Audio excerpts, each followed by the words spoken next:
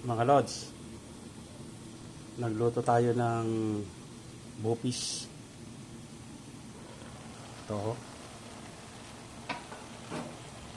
sarap to.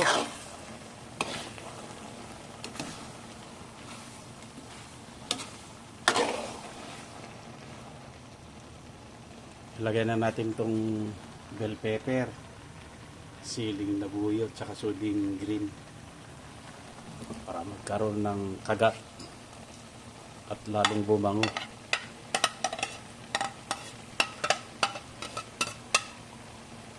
Sarap nito.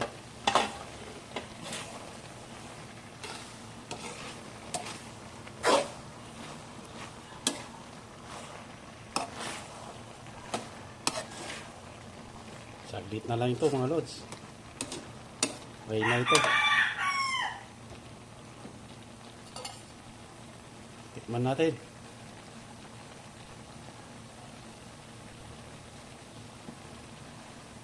Wow, kasarap. Yum, yum, yum. Pwedeng ulam, pwedeng pulutan ito mga lods. Sarap nito.